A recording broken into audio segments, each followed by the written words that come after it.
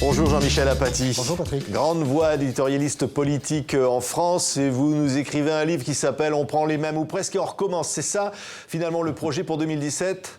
Écoutez, on a vu aux États-Unis qu'il y avait eu un effet Clinton négatif, c'est-à-dire que des citoyens qui voient se présenter à eux quelqu'un qui est là depuis 30 ans, c'est un problème.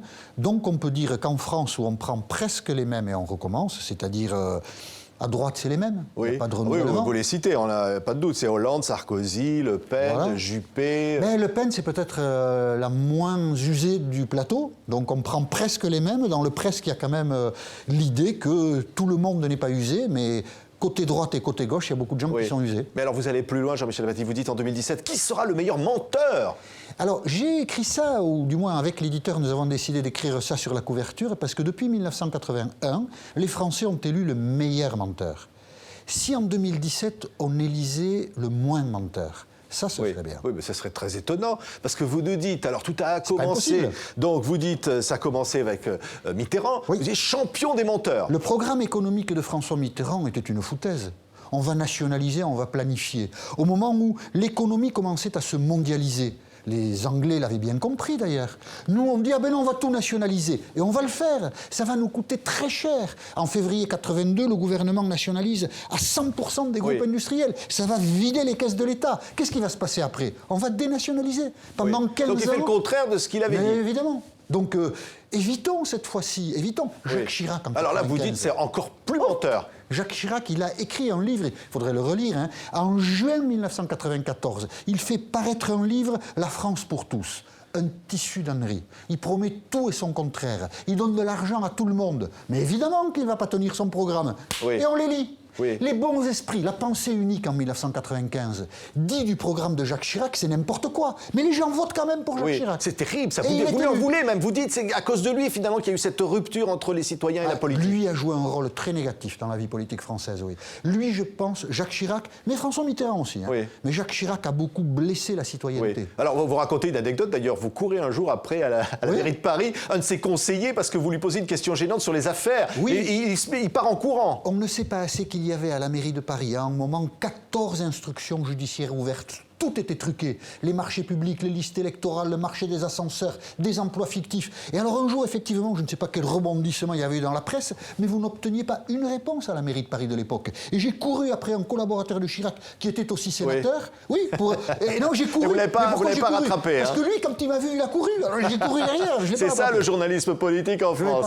Alors vous dites François Hollande, l'infidélité à lui-même. C'est-à-dire qu'il n'est même pas fidèle à lui-même. François Hollande a toujours été, au sein du Parti socialiste, un social-démocrate. Ses adversaires de l'intérieur disaient un socialiste de droite. Quand il fait la campagne électorale de 2012, il dit « je vais continuer à embaucher des fonctionnaires », il dit « je vais taxer les hauts salaires à 75%, et il dit surtout « la finance, c'est mon ennemi ». C'est pas François Hollande. Ça, c'est juste de l'opportunisme. Juste dire « voyez, moi je suis plus à gauche que la gauche. La finance, c'est mon ennemi ». Comment peut-on dire, quand on prétend diriger un État qui est endetté depuis 40 ans, qui n'a jamais bouclé un budget de manière positive depuis 1974, que votre ennemi c'est la finance, parce que vous savez que sans la finance et son savoir-faire, vous ne paierez pas les fonctionnaires à la fin du mois. Pourquoi est-ce qu'on laisse les gens dire des choses comme ça? Et ensuite, évidemment, on se retrouve avec quelqu'un qui ne fait pas la politique qu'il a annoncée. C'est un problème quand même. Oui. Alors, Sarkozy, vous dites, ce personnage est un mythe. Il n'existe que dans l'imaginaire de ses admirateurs. Écoutez, oui, parce que Nicolas Sarkozy, il le dit encore là pour cette campagne, il dit « moi, l'élite, moi, l'establishment, mais enfin, je le combats ». Vous dites, c'est une escroquerie morale complète. En tout cas, il y a un positionnement qui est faux, qui est fallacieux, qui est mensonger. Nicolas Sarkozy, il a été maire de Neuilly à 28 ans, puis ministre à je ne sais plus quel âge. Enfin, il a une belle carrière. Mais Sarkozy, c'est l'expression de l'establishment. Et pour des raisons assez démagogiques, il dit « moi, je combats les gens qui ne prennent pas le métro des déclassés, et qui vont acheter... leurs œufs frais dans les fermes avec leurs petits paniers à nosier. Mais on se moque du monde. On se moque du monde. Non, mais alors, Alain Juppé, vous dites, lui, quand il arrive quelque part, c'est la froideur. Vous dites, il a la souffrance en lui. Il n'a pas le contact humain facile.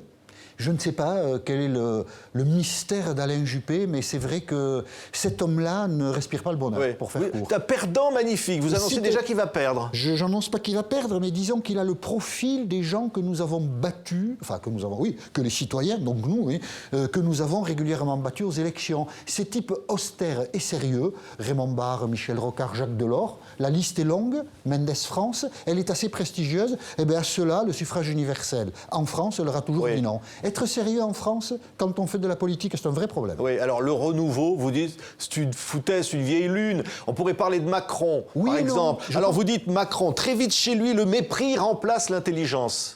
Ah bon, j'ai écrit ça de Oui, vous avez écrit ça, oui. Est-ce que c'est moi qui ai écrit le livre? Vous avez lu Le mépris remplace l'intelligence de Macron? Ah bon? Je ne m'en souviens pas. À l'occasion d'une anecdote où il s'est énervé contre quelqu'un qui lui parlait de sa chemise. Ah oui, bien sûr, vous avez raison. De son t-shirt. C'est vrai que là, un dialogue un peu conflictuel avec deux syndicalistes l'ont amené assez vite au mépris, oui. Moi, je travaille pour payer mes costumes. Ça, c'est une erreur, une faute de carte qu'il ne faut pas commettre. C'est-à-dire que le renouveau, c'est pas vrai, quoi. J'écris aussi qu'Emmanuel Macron, je pense qu'Emmanuel Macron, c'est un peu l'inconnu de cette élection. J'écris aussi qu'Emmanuel Macron a une qualité, il respire le bonheur. Il a l'air heureux. Et ça, en politique, ça paye, ça compte. Quelqu'un qui se projette... Martine Aubry s'est projetée tout le temps en étant triste. Voyez. Oui, ça ne marche pas, quoi, en fait. Non, Emmanuel Macron, c'est l'inverse. Il a l'air heureux de faire ce qu'il fait. Et le conseil qu'on doit lui donner, c'est surtout continuer à afficher le visage du bonheur, essayez de donner un peu de contenu à votre démarche. Dites-nous pourquoi vous voulez être élu président de la République, parce que ça, c'est un problème. Pour l'instant, on n'a pas ça. On n'a pas ça, mais je pense que le fait qu'il n'ait pas d'expérience en soi n'est pas un problème. Oui, mais alors... Un homme comme lui peut enflammer la plaine, mais ça dépend de son talent. Alors, vous parlez de Mélenchon, le Rému de l'extrême. Et puis alors, finalement, tout ça, c'est pour dire, finalement, la politique, c'est quoi? C'est un jeu de marionnettes? C'est quoi, Jean-Michel Apathy? Vous qui les connaissez tellement depuis si longtemps. La politique en France, hélas, n'est pas très sérieuse. Pour conquérir le pouvoir, les responsables politiques se sont trop souvent et trop longtemps habitués à raconter un peu ce que nous voulions entendre.